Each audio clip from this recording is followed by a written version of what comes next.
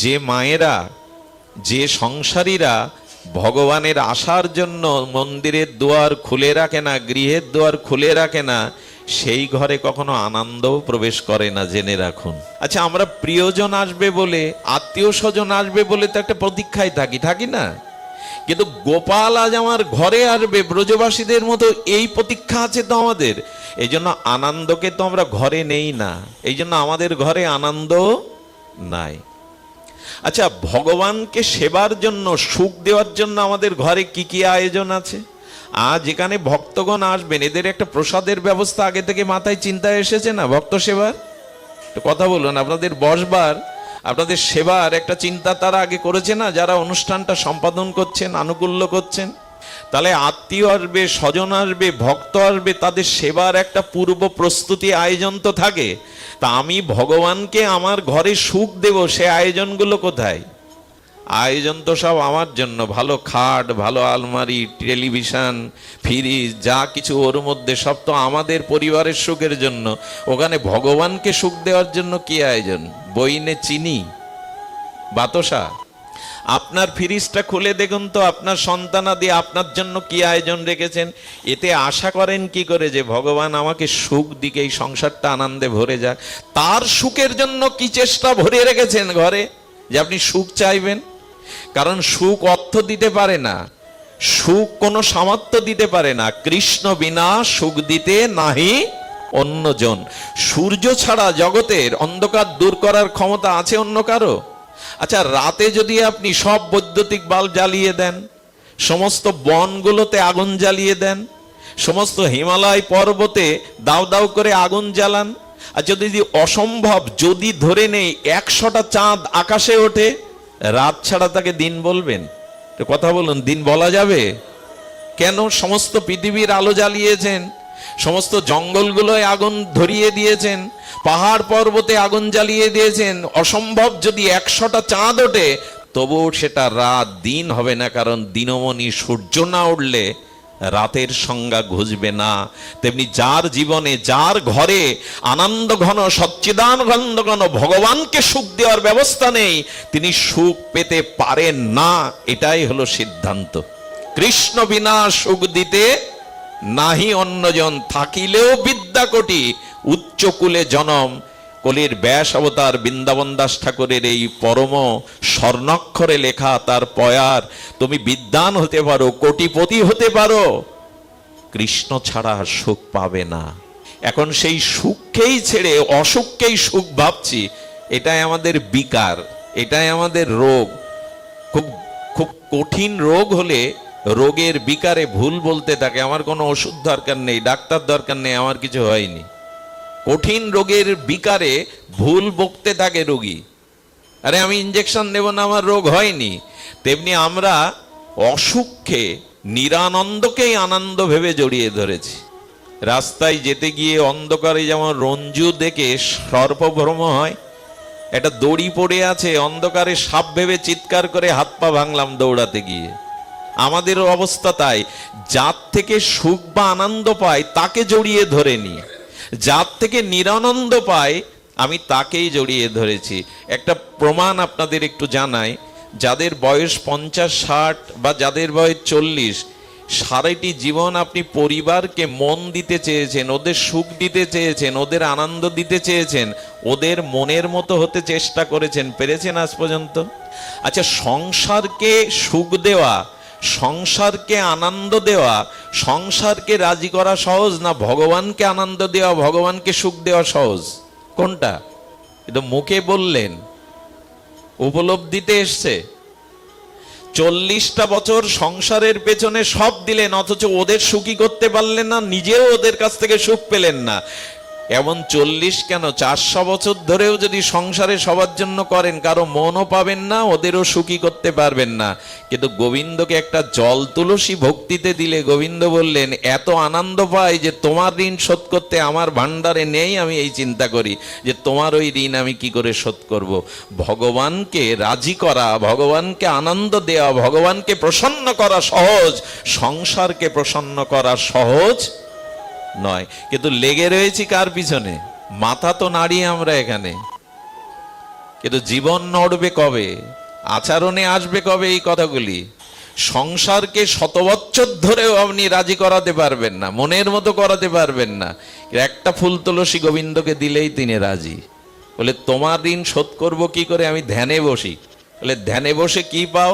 বলে একটা ভক্তের ভক্তি ভাবনায় ফুল তুলসী ঋণ আমি শোধ করতে না পেরে ওই ভক্তের কাছে আমি নিজেকে বিক্রি করে দেই, সারা জীবন আত্মবিক্রয় করে দিই। সেই ভগবানকে সুখ দেওয়ার, আনন্দ দেওয়ার ব্যবস্থা আমাদের ঘরগুলো কতটা আছে একটু খোঁজ করে দেখুন।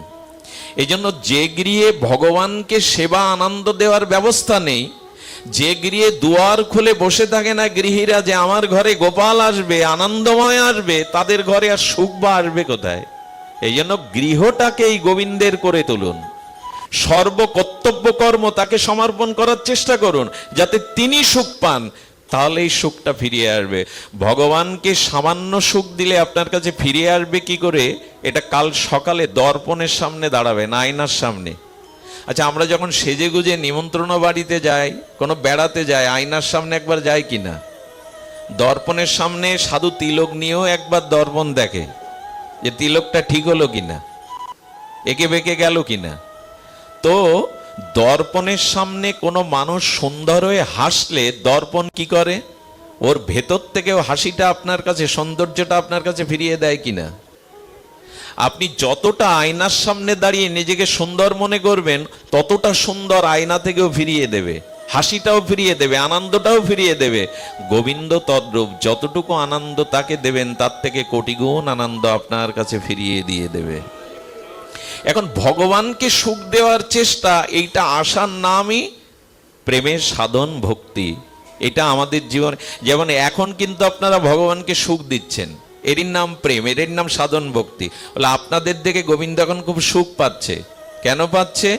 গোবিন্দ বলছেন, দেখো এই জগতের যে পিতা, সে যদি দেখে যে আমার সন্তানরা পরনিন্দা পরচর্চা ছেড়ে আর আমার সন্তানগণ একত্রিত হয়ে আমার গুণগান করছে, কোনো জাগতিক পিতা যদি দেখে তার পুত্রগণ একত্রিত বসে আর তাদের পিতার মহিমা, পিতার ত্যাগ, পিতার প্রশংসা করছে, দূর থেকে ওই পিতার ভালো লাগে কিনা?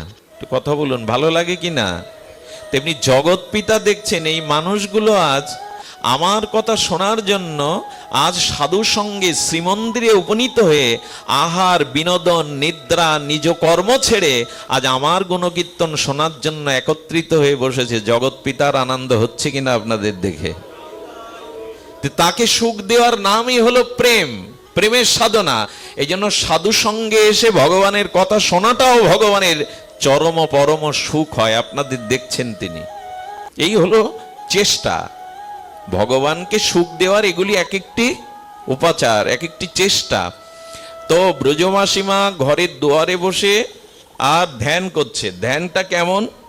ধ্যান করছে, ওই বুঝি গোপাল এলো, ওই বুঝি কানাইয়া এলো, সেই ছোট ছোট নুপুর পায়ে ত্রিভঙ্গ ঠাম গোপাল যেন আমার ঘরে এলো। কিছু মনে করবেন না, ভগবানকে যারা ভোগ লাগায় মন্দিরে, একটু অনুরোধ করছি কথাটি শোনার জন্য, বিশেষ ধ্যান দেওয়ার জন্য। ভগবানকে যারা বা ঠাকুর ঘরে যারা ভগবানের ভোগ নিবেদন করেন, শুধু ঘণ্টা নাড়লে এতৎ সম্প্রদান্না এতৎ দধিপতায় শ্রীকৃষ্ণায় নম এরকম বললেই যে ভগবান গ্রহণ করবেন এরকম না। ওইখানের অনুভূতি আসা উচিত। আর অদ্বৈত ভবনে শান্তিপুরে পুরন্দরের ঘরে প্রভু এলেন, নিতাই চাঁদ এলেন। আর নিতাই চাঁদের চরণ, শ্রী গৌরাঙ্গের চরণ বিধৌত করে শুভ্র বস্ত্রে বসতে দিয়ে নূতন আসন দেয়া হলো। প্রসাদের থালাটা স্বর্ণ থালা, স্বর্ণ গেলাসে তুলসী দল গঙ্গা জলে দিলেন। সেই প্রসাদগুলো আপনি দেখছেন কি কি দিয়েছেন, আর দেখছেন যে গৌরহরি সদা হাস্যোজ্জ্বল বদনে ওটি মুখে তুলে দিচ্ছে নিতাই চাঁদের। এইভাবে ধ্যানে ভগবান এসেছেন, এই আহার উপচার গ্রহণ করছেন, এরূপ ভাবনা ভাবতে হয়। এরকম ভাবনা ভাবগ্রাহী জনার্দন ভাব গ্রহণ করেন, ওই বস্তুর সাথে ভাব প্রীতিটা মিশিয়ে দিলে তবে পান। কিন্তু আমাদের দুর্দশা কি জানেন? আচ্ছা, আপনি আমি যখন আহার করি 20 মিনিট আধা ঘন্টার আগে আহার সম্পন্ন হয়, কিন্তু ভগবানকে ভোগ দেই 10 মিনিটে। গরম আছে কি না? ওইটা সেবা উপযোগী হয়েছে কিনা দেখাতে পারলেই হলো, এই অনুরাগে তাকে আনন্দ দেওয়া যায়? আমি অনেক জায়গায় দেখেছি ওটা ধোঁয়া উঠছে, সেবার উপযোগী না, কিন্তু সময় চলে যাচ্ছে, তাড়াতাড়ি ঘন্টা নেড়েই দিয়ে দেওয়া হলো। আমার বেলায় আধা ঘন্টা, তার বেলায় 10 মিনিট। এগুলো এর দ্বারা আর যাই হোক তাকে সুখ দেওয়া যাবে না। খুব হিসাব করতে হবে প্রভু এতে সুখ পাচ্ছেন কিনা। কেমন জানেন ভক্তের অনুভব? বিষ্ণুপ্রিয়া দেবীকে নিয়ে বাসর ঘরে প্রবেশ করছেন গৌরহরি, ওইখানে আর কেউ নেই। আপনার প্রত্যেকেই জানেন প্রিয়াজিকে আঘাত লেগে চৌকাটে তার পা কেটে যায়, একটা অঙ্গুলি থেকে রক্ত ঝরতে থাকে। ওইটা মহাপ্রভু অঙ্গুলি দিয়ে চেপে ধরেছিলেন। আচ্ছা, এই দৃশ্য তো কেউ জানে না, কিন্তু লোচন দাস 15 দিন 2 সপ্তাহ পরে লিখেছে প্রিয়াজির চরণে খুব ব্যথা বেজেছিল সেই দিন। আচ্ছা, উনি দূর থেকে এটা বুঝলেন কি করে, দেখতে পেলেন কি করে? এটা তার তো দেখার কথা না, লোচন দাস ওই সময় ছিল না। অর্থাৎ এত গৌরগত প্রাণ হয়ে গেছে, দূর থেকে উনি দেখতে পাচ্ছেন গৌর লীলায় কি কি ঘটছে। কতটা তদ্গত প্রাণ হলে বিষ্ণুপ্রিয়া দেবীর আঙুল কেটে ব্যথা বা রক্ত ঝরছে, ওটা লোচনদা দুষ থেকে টের পেয়েছেন। এটা কি করে পাই? তদ্গত প্রাণ হয়ে গেছেন, গৌরগত প্রাণ হয়ে গেছেন, ওখানে যা কিছু ঘটছে উনি তা অনুভব করছেন। এই হলো ভগবানকে সুখ দেওয়ার অনুভূতি। যদি জানতে চান তবে প্রেমের সংজ্ঞা বলি, কি অদ্ভুত এই কথা। প্রেমের সংজ্ঞা হলো, আপনারা জানেন, সেই ব্রজবাসী মা অপেক্ষা করছে, ওই বুঝি গোপাল এলো, ওই বুঝি ঘরে ঢুকলো, ওই বুঝি ননি কিছুটা খেলো, কিছুটা বানরকে দিল, কিছুটা ছড়ালো। আচ্ছা, এবার আমাকে দেখতে পেয়েছে, আমি ঘরের দুয়ারে লাঠি নিয়ে দাঁড়িয়ে আছি, গোপাল দেখে দৌড় দিল, আমিও গোপালের পেছনে দৌড়াচ্ছি, চোর চোর চোর যায়, ধর ধর ধর। চোখ বন্ধ করে ধ্যান করতে করতে বাস্তবিক দৌড়াচ্ছে, চোখ বন্ধ করে দৌড়াচ্ছে, কোথায় হোঁচট খাবে কোথায় পড়বে জানে না। এক বৃদ্ধ ব্রজবাসী বলছেন, ও মা, চোর কোথায়, কাকে তুমি তাড়াচ্ছ লাঠি নিয়ে?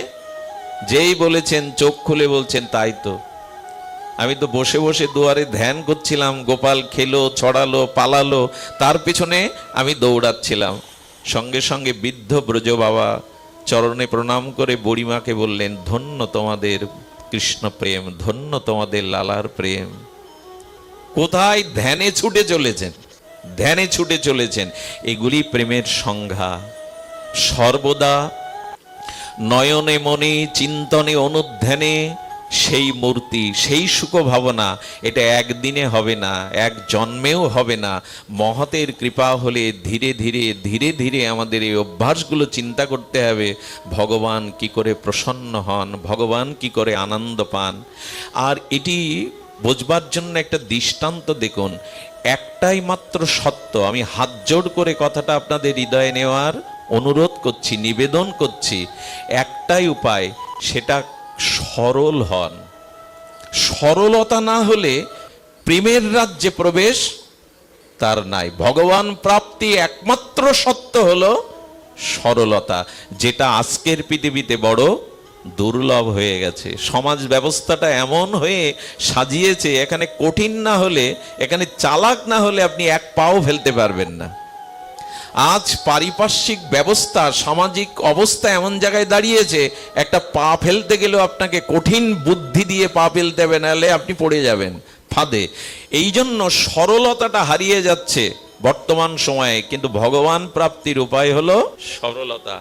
আর সরলতার দৃষ্টান্ত ব্রজে চলুন। আমি দাপারের ঘটনা বলবো না, তেতার ঘটনা বলবো না, মাত্র 70-80 বছর আগে বৃন্দাবনের একটা ঘটনা শোনায়, বাস্তব শুনুন। আমাদের শ্রীধাম বৃন্দাবনে বাবাজি মহারাজ প্রতিদিন হরিকথা বলতেন। ব্রজের তো হরিনাম হরিকথা সেবায় তাদের অর্চনী, তাদের একমাত্র, আর সকল কিছুর তাদের এই নিবেদন।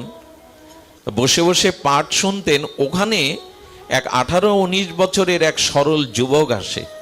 সে এত সরল, তার নাম দিয়েছেন ওই আশ্রমের অন্যান্য ভক্তরা ভদু। যারা বোকা সরল হয় তাদের এক একটা নাম পেয়ে যায়, নাম দিয়েছেন ভদু। তো বধূ বলছেন, গুরু মহারাজকে, আমার কি কর্ম, আমি তো লেখাপড়া জানি না, মূর্খ গুরুদেব, আমাকে একটা সেবায় লাগান। বললেন, বধূ তুই আর কি করবি, যা এই গরুগুলোকে নিয়ে চড়াবি সারাদিন, সন্ধ্যায় ফিরে আসবি। আর শোন, এই গরু চড়ানোটা ব্রজধামে সাধারণ কাজ নয়, কারণ আজও বলরাম এবং কানাই আজও বৃন্দাবনে গাভী চড়ায়। তোর একটা সুবিধা কি জানিস, তুই এই গাভী চড়াতে চড়াতে কখনো তোর লালাজির সাথে দেখা হয়ে যাবে, তিনিও তো নিত্য গাভী চড়ান। সরল কারা জানেন? সরলের সংজ্ঞা কারা? যা কিছু যারা শুনবে ওই কথাতে দৃঢ় বিশ্বাস আসার নামই হলো সরলতা। ওই যে বলে দিল গুরুদেব, ওই কথাই বর্ষির মতো আটকে গেছে তার বিশ্বাস। সরলতা তাকেই বলে, গুরু যা বলছেন সে কথাই নিজের যুক্তি তর্ক বুদ্ধি বৃত্তি না খাটিয়ে ওটাকেই বিশ্বাস করার নাম হলো সরল। মানুষ তো সবার কথাই বিশ্বাস করে, তাই না? আমরা সরলের কিন্তু সংজ্ঞা দেই, সবার কথাই বিশ্বাস করি, এত সরল হলে চলে? তার মানে যে যা বলে সেই কথাতে বিশ্বাস আসার নাম হলো সরলতা। গুরুদেব বলে দিয়েছেন। আর ও কি করে জানেন?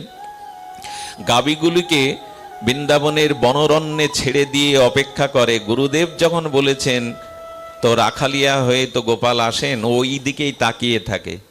ওই বুঝি নন্দালয়ের দিকে তাকিয়ে থাকে, ভান্ডির মনে তাকিয়ে থাকে, ওই বুঝি গোপাল এলো, ওই বুঝি গোপাল এলো। সন্ধ্যাবেলায় গাভীগুলো নিয়ে আসে আর মনে মনে বলে, কই তুমি এলে কই? গুরুদেবের কথা তো মিথ্যা হতে পারে না। শ্রী গুরুদেব তো বলেছেন তুমি গাভী চড়াতে আসো। আমি সাধন জানি না বলে, মন্ত্র জানি না বলে, আমি খুব বোকা বলে, ভদু বলে, সরল বলে তুমি আমায় দেখা দেবে না?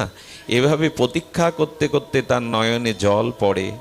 আর খাওয়া না, দাওয়া না, ওই কখনো গুরুদেব যা দেয়, ওই যে প্রসাদ আদি আসে ওটা ফিরিয়ে নিয়ে যায়। এই ব্যাকুলতা, এই উৎকণ্ঠা। কারণ সরল যারা হয় তারা দেখবেন সংসারের চিন্তা, আয়ের চিন্তা খুব বেশি করে না। কারণ সরলতার ভার ভগবানই নেন। যোগক্ষেম বহম্মহম যোগক্ষেবম বহম্মহম।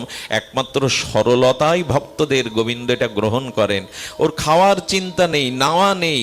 গাভীগুলোকে বনরণ্যে, বৃন্দাবনের বন অরণ্যে ছেড়ে দিয়ে আর প্রতীক্ষা করতে করতে তীব্র উৎকণ্ঠা, তীব্র ব্যাকুলতা জাগলো, কই তুমি তো এলে না। একদিন সারাদিন বললেন, আজ থেকে আমি জল প্রসাদ খাওয়াই ছেড়ে দেব তুমি যদি না আসো। এই করে 2 দিন মুখে কিছু দেয়নি। গোবিন্দ চিন্তা করলেন আর নয়, এ জাতীয় অপেক্ষামান সরল ভক্তের কাছে ভগবান চিরদিন সুলভ। সরল ভক্তের নিকটে দাদা বলরাম এবং শ্রী কানাইয়া, রাখালিয়া আর সেই মুরলীধারী সাক্ষাৎ প্রকট লীলাতে ওর সামনে এসে হাজির হলেন। আর সেই রূপমাধুর্য দর্শন করেই বললেন, যাকে বলে দিয়েছিলেন গুরুদেব নিশ্চয়ই এই সে গোপাল।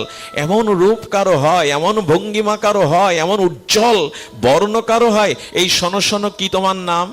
বলেন, আমার নাম কানাই, এই আমার দাদা বলাই। বলে, হ্যাঁ তোমার কথাই তো গুরুদেব বলেছিল। আচ্ছা তোমার জ্ঞান নেই, কাণ্ডজ্ঞান নেই, আমাকে এতদিন এভাবে কাঁদিয়েছো, অপেক্ষা করিয়েছো, কেন এতদিন আসনি? এটাই ভগবান ভালোবাসেন। কেন এতদিন আসনি? গুরুদেব তো মিথ্যা বলেনি। তুমি প্রতিদিন এই ভান্ডির বনে আছো, গোচরণ করতে আসো, আমাকে কেন এই প্রতীক্ষা করালে? গোবিন্দ তখন সরলতায় হাত ধরে বললেন, বড় ভুল হয়ে গেছে, আর হবে না। তবে শোনো, আজ থেকে তুমি আমার বন্ধু। আমি গল্প শোনাতে ব্যাসপীঠে বসিনি আপনাদের। এই সরলতার কাছেই, এই প্রতীক্ষামান সরল ভক্তের উৎকণ্ঠার কাছেই ভগবান ধরা দেন। ভগবান বললেন, আজ থেকে আমি তোমার সখা হলাম, প্রতিদিন দেখা হবে, আর তোমাকে কাঁদাবো না, আর তোমাকে অপেক্ষা করাবো না। নিত্যলীলায় দর্শন চলতে লাগলো। একটা কথা বলি, কুড়ে ঘরে যদি হস্তি প্রবেশ করে না হাতি, সেই ঘর কি আর থাকে? নড়ে চড়ে ভেঙে যায়। ভগবত দর্শনের পরে মানুষের অঙ্গভঙ্গিমা, তার চোখের দৃষ্টি, তার ভাব বদলায়। গুরুদেব দেখতে লাগলেন, ভদু তো আগের মতো নাই, ওর দিকে তাকালে এত আকর্ষণ আসে কেন? ওর নয়নের ভাষাটা এরকম হয়ে গেছে কেন? ওকে দেখলে তো আগের মতো মনে হয় না। আচ্ছা, শ্রী গুরুদেবকে আশ্রমের ভান্ডারী যিনি, তিনি বললেন, আসলে ভদুর পেছনে কিছু ওইরকম ওর মতো বোকা কিছু ছেলে, ও যা নিয়ে যায় প্রতিদিন প্রসাদ 2-3 করে নিয়ে যায়। কাকে খাওয়াই শুনুন তো? গুরুদেব ডেকে বলছে, কি রে ভদু, এত প্রসাদ কাকে দিস? বলে, কেন আপনিই তো কানাইয়ের কথা বলেছিলেন, দাদা বলাইয়ের কথা বলেছিলেন, তারাই তো ভাগ করে একসাথে খায়, ও তো আমার বন্ধু হয়ে গেছে। গুরুদেব দেখলেন ও মিথ্যা বলতে শেখেনি, ওর চোখের ভাষা কিছু আলাদা। ভদুরে সত্যি কিছু ঘটলো না তো? আচ্ছা, কানাইয়া আসে বলে, হ্যাঁ আপনি বর্ণনা করেন না, তার থেকে সুন্দর সে। আরে তার দিকে চোখ দিলে তো নয়ন ফিরানো যায় না। গুরুদেব বুঝতে পারলেন তার চোখের ভাষায়, তার অনুভূতিতে কিছু একটা ঘটেছে। আচ্ছা, কাজ কর না, তুই তোর বন্ধুকে সকাকে আশ্রমে নিয়ে আয় না, কাল দুপুরে এখানে প্রসাদ পাবে, যা নিয়ে আয়। পারবি? বলি, এ আর সহজ কি, বন্ধুকে আনতে পারবো না তোমার এখানে? আমি কথা দিচ্ছি কাল দুপুরে এখানে আনবো আমি। সকালে গিয়ে বলছে, শোনো বন্ধু, শোনো সকা, আজ এই প্রসাদটা যে ভাগ করে খাচ্ছে, আমি তোমাকে খাওয়াচ্ছি, এটাও গুরুদেবের দেওয়া। আর আমি যে এই গরু চড়াতে চড়াতে তোমার দেখা পেয়েছি, এটাও গুরুদেবের কৃপা। আজকে দুপুরে কিন্তু গুরুদেবের আশ্রমে ভিক্ষা পেতে হবে, গুরুদেব বলে দিয়েছেন। সঙ্গে সঙ্গে হাতটা ধরে, বধূর হাতটা ধরে বলছেন গোবিন্দ, কানাইয়া বলছেন, লালাজি বলছেন, সবার কাছে আমি যাই না রে, সবাই আমাকে জানতে পারে না, দেখতে পারে না, তোর মতো সরল কজন বলতো? আমি ওখানে যেতে পারবো না, ওখানে আমার যাওয়া সম্ভব না। দেখুন প্রেম কাকে বলে, অনুরাগ কাকে বলে। তখন কি করেছে জানেন? যে রুটিটা ভাগ দিয়েছিল কানাইকে, ওই রুটিটা কেড়ে নিয়ে বলছেন, গুরুদেবের দেওয়া রুটি খাবে, অথচ তার কাছে তাকে দেখা দিতে পারবে না, এ রুটির ভাগ আমি তোমায় আজ থেকে দেবো না। শোনো, যদি গুরুদেবের ইচ্ছা পূর্ণ না করো, আজ থেকে তোমার আমার বন্ধুত্ব খারিজ, আমি আর তোমার দিকে চাইবো না, যাও চলে যাও। ভগবান এই প্রেমটাই চান, এই ভালোবাসাটাই চান। যখন অভিমান করে রুটি কেড়ে নিয়ে অন্যদিকে ফিরে তাকিয়েছে, গোবিন্দ সব সহ্য করতে পারেন, তার কোনো প্রিয় ভক্তের কষ্টকে তিনি সহ্য করতে পারেন না। দেখুন ভগবান স্বতন্ত্র, কিন্তু এক জায়গায় সর্বশক্তিমান ভগবান স্বাতন্ত্রতা হারিয়ে ফেলেন, তার স্বতন্ত্রতা থাকে না, তিনি তিনি পরতন্ত্র হয়ে যান। তার কাছে ভক্ত যখন ওই দিকে মুখ ফিরে তাকিয়ে আছে, কাঁদছে, গুরুদেবের জন্য এই বৃন্দাবনে ঠাঁই পেলাম, তার প্রসাদ পাচ্ছ, তার জন্য পেলাম, আর তাকে দেখা দেবে না? সঙ্গে সঙ্গে গোপাল সামনে হাত ধরে বলছেন, রাগ করো না, রাগ করো না, এক কাজ করো, আমি ওখানে যেতে পারবো না, শ্রী গুরুদেবকে একা একা এখানে প্রসাদ নিয়ে আসতে বলো, আমি পাবো। কিন্তু তোমার সাথে আমার এই বন্ধুত্ব আমি খারিজ করতে পারবো না। আমি তোমাকে ছেড়ে, একটা কথা বলি, ভগবানকে ছেড়ে ভক্ত থাকতে পারে বটে, কিন্তু ভগবানের সাধ্য নাই ভক্তকে ছেড়ে থাকতে। এটি উনি পারেন না, এটা পারা ওনার পক্ষে সম্ভব নয়। এই জন্য ভগবান এখানে স্বতন্ত্র নন, এখানে পরতন্ত্র। তিনি ভক্তের অধীন হয়ে যান, সবকিছু উপেক্ষা করতে পারেন, ভক্তের ভক্তিকে, সরলতাকে উপেক্ষা ভগবান আজও করতে পারেন না। এই জন্য বললেন, গুরুদেবকে নিয়ে এসো। দৌড়ে গুরুদেবকে বলছেন, গুরুদেব ভান্ডির বনে চলুন, কানাই বলায় আপনার জন্য, তবে আপনাকে একা যেতে বলেছে। সুধীবৃন্দ, আজকে শিষ্য গুরুদেবকে ধরে আনছেন গোবিন্দ মিলনের জন্য। গুরুদেবের চোখে জল, আর মনে মনে বলছেন, ওরে গুরুদেবই শিষ্যকে গোবিন্দ রাধারানীর চরণে সমর্পণ করে। আজ ধন্য আমি, তোর মতো শিষ্যের দ্বারাই আমি ভগবানকে পাচ্ছি, আজ গোবিন্দের চরণে আমি যেতে পারছি, ধন্য তুই। যখনই গুরুদেব এসেছেন, গুরুদেবকে আর সাক্ষাৎ দেখতে পান, ওই একই কথা, তোমার মতো সরলতা তোমার গুরুদেবের নাই, তোমাকে স্পর্শ করতে পারো, তোমার করুণাতেই সে আমাকে দেখতে পাবে। বধূকে স্পর্শের সাথে সাথে কানাই বলাইকে ডেকে প্রসাদ দিলেন, প্রসাদ পেলেন ও অধরামৃত।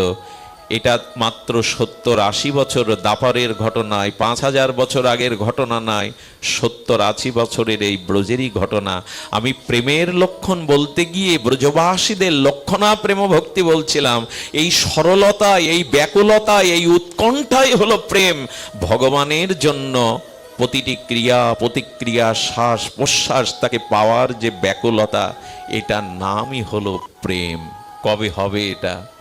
বলে, যার হয়েছে তার সঙ্গ নিন, যার হয়েছে তার সংস্পর্শে যান, তার ওই বীজাণুটা আপনার মধ্যে প্রবেশ করবে, তখনই অনুভূতি জাগবে। দেখুন আমাদের হৃদয়ে বাসনা, কামনা, জন্ম জন্মান্তরীণ আবর্জনা, কুসংস্কারে ভরা, ওইখানে ভগবানের পাদ পদ্মকে রাখুন, ওইখানে ভগবানের লীলাকে বিন্দু বিন্দু আকার করে ওখানে সঞ্চিত করতে থাকুন, তবে হৃদয় থেকে বাসনা যাবে, আমিত্ব যাবে, ভোগ প্রবৃত্তি যাবে, আর ওইখানে ভগবানের নিত্য নিরন্তর চরণ লীলা স্মৃতি এটাই জেগে যাবে। হৃদয়ে ভগবানকে গোপন করে রাখার নামই প্রেম। আমি যদি আপনাদের সামনে খুব কাঁদতে থাকি না, আবেগ জানাতে থাকি, অনেকেই বলবেন মঙ্গলজি হৃদয়ে প্রেম আছে, না হলে কি চোখে কৃষ্ণ কথায় জল আসে? অভিনেতারাও তো কেঁদে আসর মাতায়, যাত্রা মঞ্চে থিয়েটার মঞ্চেও কাঁদানো যায়। কান্নাটাই যে প্রেম এমন ভাবা উচিত নয়। কেউ কাঁদছে, মনে পড়ে কান্নাটাই এমন প্রেম নাই। একবার নবদ্বীপে একজন কীর্তন হলেই লাভ দিত, গড়াগড়ি দিত। কীর্তন যেই চরমে উঠত, সঙ্গে সঙ্গে ধুলাই গড়াগড়ি দিত, লাভ দিত। সবাই বলতো কি প্রেম রে। কিন্তু গুরুদেব একদিন বলছেন, দেখ আমি খুব লক্ষ্য করেছি, জীব গোস্বামীর সন্দর্ভে বলেছেন, চোখের জলের আগে কিছু লক্ষণ আছে, এই লক্ষণগুলো না মিললে চোখের জলটাই শুধু প্রেমের পরিচয় নয়। সেই লক্ষণ আমি ওর মধ্যে দেখিনি। হলো কি লক্ষণ? বললো প্রেমের আগে ভাব, ভাব থেকেই তো ভক্তি বা প্রেম। কিন্তু ওকে আমি দেখেছি, ও কীর্তন হলেই লাভ দেয়, কীর্তন হলেই গড়াগড়ি দেয়। কিন্তু লক্ষ্য করেছিস, আজ 2 বছর ধরে দেখছি কীর্তনেও লাভ দিতে দিতে গড়াগড়ি দেয়, কিন্তু চশমা কোনোদিন খোলে না, ওর চশমা কোনোদিন ভাঙে না। গুরুদেব বললেন, এর মানে ওই লাভ দিলে কি হবে, গড়াগড়ি দিলে কি হবে, ও সতর্ক থাকে যাতে চশমার কাজ না ভাঙে। এরকম যেন লোক দেখানো ভাব না আসে। আসরে কাঁদলেই আমি ভালো বক্তা এমনটি নয়। যদি তার ভিতরে ভক্তির পূর্ব লক্ষণগুলো না থাকে, আদৌ শ্রদ্ধা, সাধুসঙ্গ, অনার্থ নিবৃত্তি, নিষ্ঠা, রুচি, এগুলো পূর্ব লক্ষণ না থাকলে শুধু চোখের জলটাই ভক্তির পরিচয়, প্রেমের পরিচয় নয়। চাই নিষ্কপট ভাব, চাই নিষ্কপট উৎকণ্ঠা, এগুলি তবে চোখের জলের প্রয়োজন। আমাদের উপাসনা চোখের জলে ছাড়া হবে না। মহাপ্রভু, বিষ্ণুপ্রিয়া, সচিমা, তাদের উপাসনাই ছিল শুধু চোখের জল ফেলা। শতবৎসর গোপীরা বিরহিণী মাথুর বিরহে চোখের জলে কিন্তু তারা গোপন রাখতে পারত। যারা খুব প্রেমিক ভক্ত, তারা প্রেমকে বিজ্ঞাপন করে ছেড়ে দেয় না, এই ফেসবুকে লাইভে ছাড়ে না। আমি একজন দেখি আজকে মা দুর্গা, শারদীয়া দুর্গা পূজা হচ্ছে, তা পূজার শুভেচ্ছা জানাচ্ছে কি করে জানেন? দুর্গা মায়ের সামনে এমন করে সেজে গুজে দাঁড়িয়েছে যে দুর্গার আড়ালে পড়ে গেছে, উনি জ্যান্ত দুর্গা হয়ে পোস্ট দিয়ে দিয়েছেন। এরকম বিজ্ঞাপন করবেন না। গুরুদেবের সামনে গিয়ে, সাধুদের সামনে গিয়ে তার কাঁধে ধরে দাঁড়িয়ে আপনি ছবি তুলছেন, গুরুদেবের কাঁধে হাত দেওয়ার আপনার অধিকার নাই, তার চরণে বসারই আপনার অধিকার। এত আবেগ ভালো না, এত বিজ্ঞাপন ভালো না। অবাক হতে হয় আজকাল এই মিডিয়া বিজ্ঞাপন মানুষের গোপন তত্ত্বটাকেও আজ প্রকাশ করে দিচ্ছে। স্বামী স্ত্রীর যে ভাবটি, যে প্রেমটি, এটা বিজ্ঞাপনে যাবে কেন?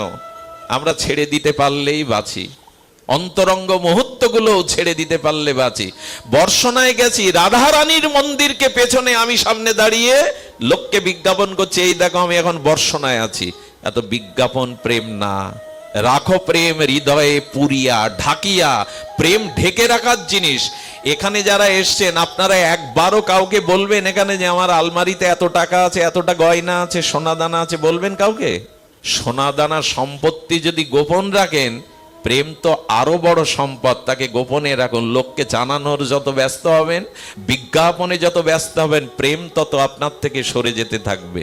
প্রেমকে কোনো গোপিকারা গো শব্দে ইন্দ্রিয় আর পি শব্দে পান যারা করতে পারে, অর্থাৎ যারা প্রতি ইন্দ্রিয় দিয়ে গোবিন্দের নাম ও রস অমৃত সুধা পান করে, হ্যাঁ, যারা সমস্ত ইন্দ্রিয় দিয়ে পান করে। আমরা প্রসাদ পাই মুখে, কি পাই? কেউ কেউ বলে আমি 10 বছর ধরে প্রসাদ পাচ্ছি। আরে পাচ্ছ তাতে কি হয়েছে? জানাবার কি আছে? প্রসাদ পাই আমরা মুখে। আহার মানে বাইরে থেকে ভেতরে যা গ্রহণ করা হয়, আহরণ করা হয়, তার নাম প্রসাদ।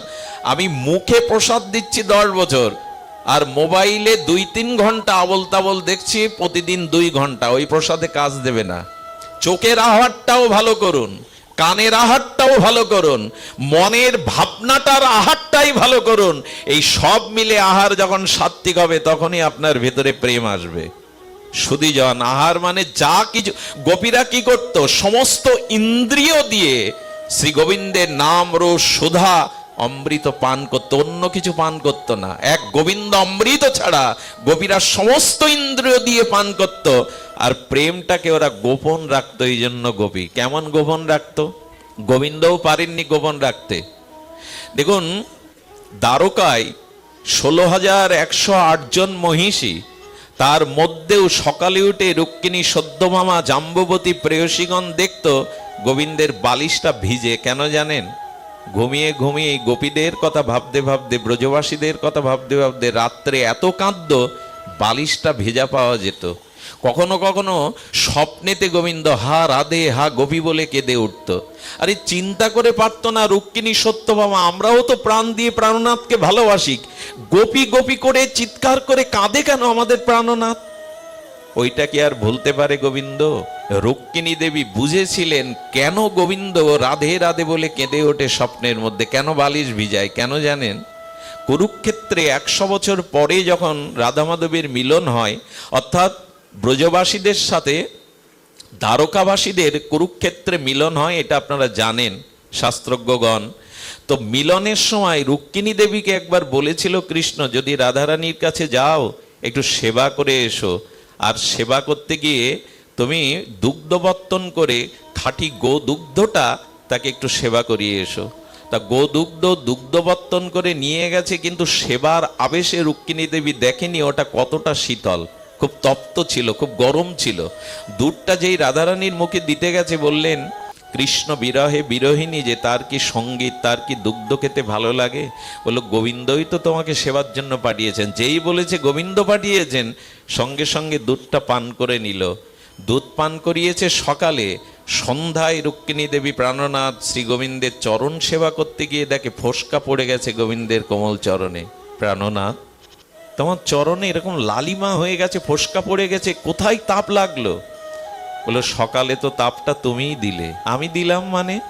বলে রাধারানীকে তুমি যে দুগ্ধটা খাইয়েছিলে, ওই দুগ্ধটা অতি উষ্ণ ছিল, গরম ছিল। বলো তাতে কি হলো?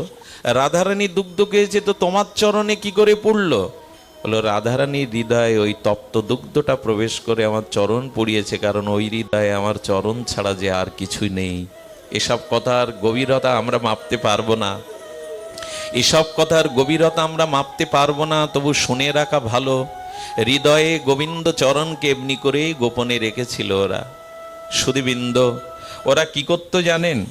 চলো সিজ্জাদ ব্রজ চারণ পশুন নলিন সুন্দর নাথতেতে পদম। কি শব্দ দিয়েছে দেখুন।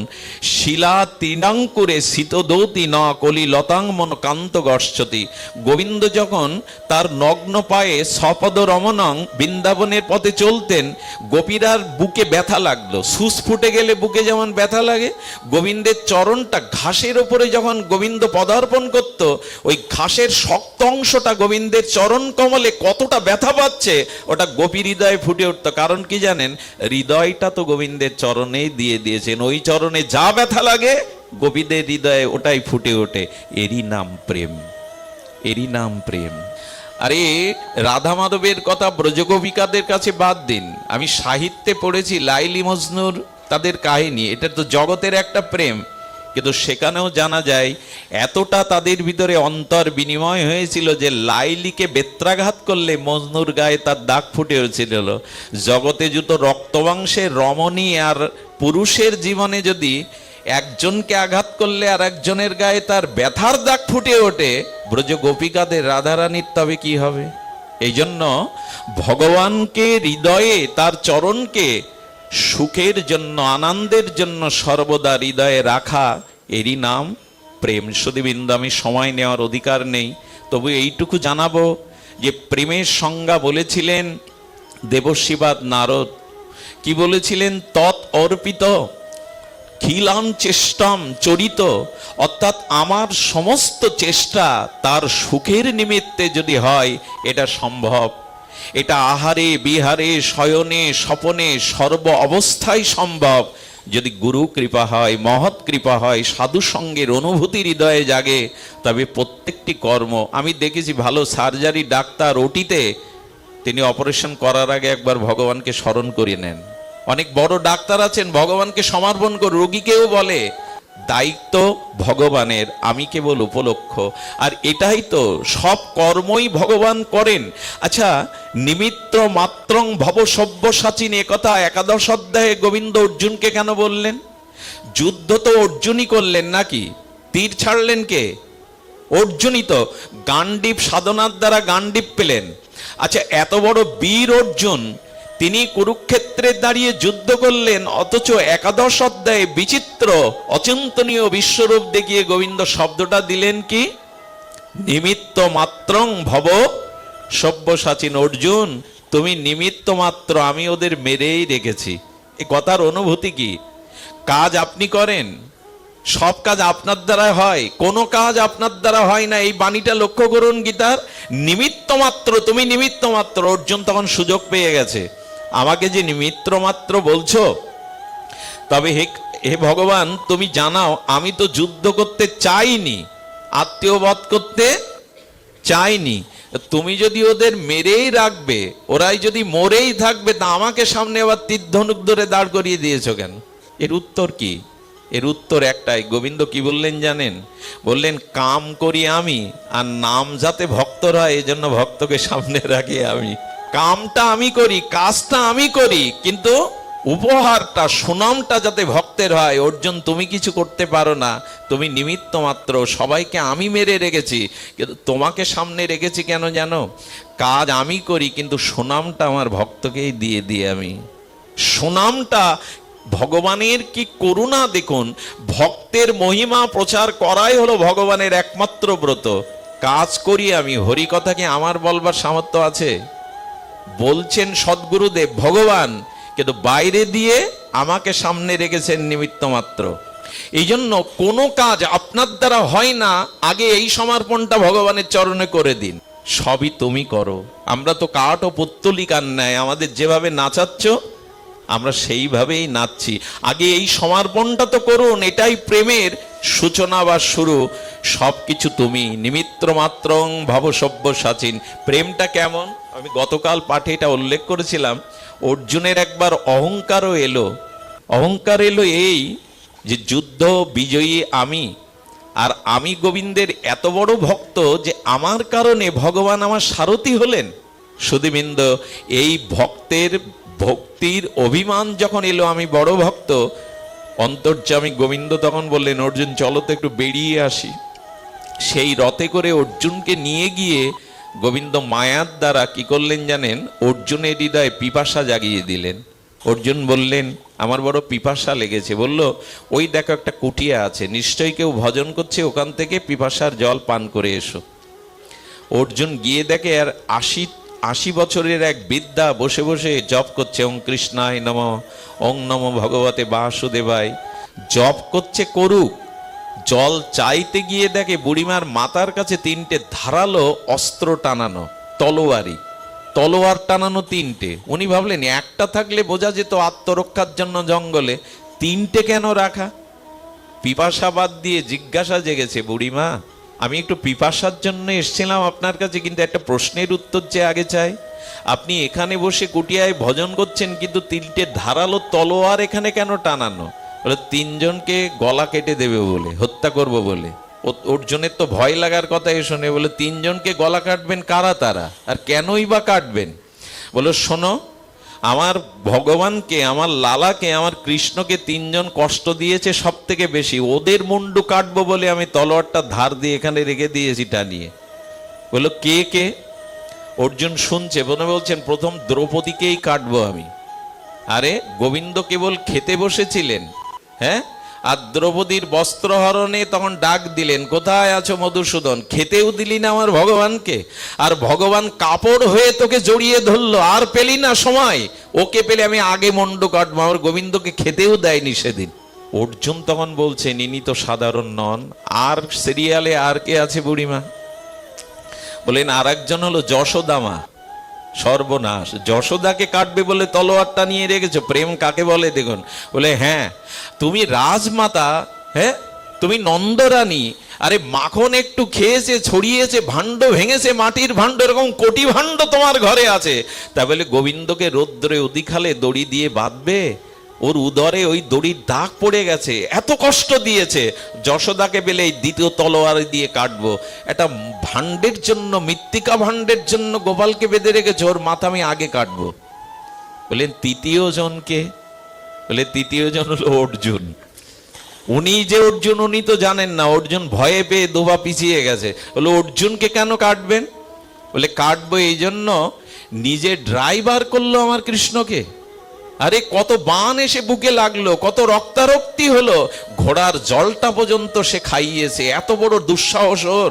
আমার কৃষ্ণকেও সারথি করে, ঘোড়ার জল রথ মোছার দায়িত্ব আমার কানাইয়ের। ওকে পেলে আমি ওর মুন্ডু কাটবো। কেন করলেন গোবিন্দ এই দৃশ্যটা? বললেন অর্জুন, প্রেম দেখো, ভালোবাসা দেখো কাকে বলে। ভগবানকে সুখ দেওয়ার নামই হলো প্রেম। অনন্য মমতা বিষ্ণু, এটা মমতা না হলে এমন কথা বলতে পারে বুড়িমা? এই জন্য ভগবানের প্রতি মমতা কখন আসবে? পরিশেষে বলি, যখন ভগবানের সাথে আপনার একটা সম্বন্ধ আসবে, তখনই তার প্রতি ভালোবাসা, মমতা এগুলি জন্মাবে। সম্বন্ধটা করে নিন, গুরুদেবের কাছ থেকেই গোবিন্দকে একটা সম্বন্ধ করে নিন। কিন্তু সেই সম্বন্ধটা আমাদের জগতে শ্রীমান মহাপ্রভু গৌড়ীয় আচার্যগণ বলে গেছেন, আমাদের রাগ ভক্তির যে সম্বন্ধ, মঞ্জরি ভাব সাধনা, এটাই হলো চরম উচ্চ স্তরের শেষ সংবাদ, শেষ অবধি, যে আমি গোবিন্দের প্রেয়সী, আমি গোবিন্দের। এই যে আমরা বারবার বলি না, বারবার বলি যে সেই নিকুঞ্জ মন্দিরে মঞ্জরি স্বরূপে, রাধারানীর সখী স্বরূপে কবে সেই যুগলের কান্ত সেবা, প্রেম সেবা, প্রাণ ঢালা অনুরাগের সেবা আমরা তাকে করতে পারবো? মীরাবাই দাপার যুগের নয়, এই কলি যুগেই রাজস্থানের মীরা গোবিন্দকে প্রতিরূপে ভজনা করে নিজের পতির দিকেও ফিরে তাকায়নি। নিজের সমস্ত রূপ, যৌবন, মাধুর্য তার গিরিধারী লালকে সমর্পণ করায় গিরিধারী চিরদিনের মতো তাকে নিজের কাছে নিয়ে নিয়েছিলেন। মীরার দেহটাও গিরিধারী লালের সাথে লীন হয়ে গিয়েছিল। আজও যদি মীরার মতো ব্যাকুলতা নিয়ে, মঞ্জরি ভাবসদানা নিয়ে গোবিন্দকে কান্তা প্রতিরূপে কেউ সেবা করতে পারে, তিনিও নিকুঞ্জ প্রেম মন্দিরে রাধারানীর সখী মঞ্জরি আজও প্রবেশ করতে পারেন। এই লোভটা, এই উৎকণ্ঠাটা জাগানোর জন্যই আমাদের আচার্যগণ এই ভজন দিয়ে গিয়েছিলেন। সুধীজন, আপনাদের কাছে অনুরোধ করে যাব, একটা সম্বন্ধ করে ভগবানের প্রতি ধীরে ধীরে তার সেবা, তার সুখ, এই বাঞ্ছা জাগান। সংসারকে ভালোবেসে আজ পর্যন্ত কেউ কিছু পায়নি, পাওয়া সম্ভাবনা নয়। সুধীবৃন্দ, এইটুকু মনে করবেন, সংসারে যারা আছে, রোজগার করতে হয়, টাকা আনতে হয়, ওদের দেখভাল করতে হয়, কিন্তু মনে মনে জানবেন, মনে মনে এইটুকুই জানুন, কেউ আপনার ব্যথার ব্যথী নয়, কেউ আপনার প্রকৃত হৃদয়ের জন্য নয়। এই ভাবনাটাই, আনাটাই গোবিন্দের প্রতি মমতা যাওয়ার প্রথম উপায়। স্ত্রী, পুত্র, সংসার, দেহকে যে ভালোবাসাটা দিয়েছে ওটা নিগড়ান। ওই যে কাপড়টা জলে ভিজালে যেমন কাপড়ের সুতার মধ্যে জল প্রবেশ করে, তখন নিগড়ালে জল আর কাপড়টা আলাদা হয়ে যায়। যেসব ভালোবাসা দেহ, গেহ, স্ত্রী, পরিজনকে দিয়েছি, তাদের ওই ভালোবাসাটাকে বিবেক বিচারের দ্বারা নিগড়ে ওই মমতা, ওই অনুরাগ, ওই ভালোবাসা, ওই সুখটা ভগবানকে দেওয়ার নামই হলো প্রেম।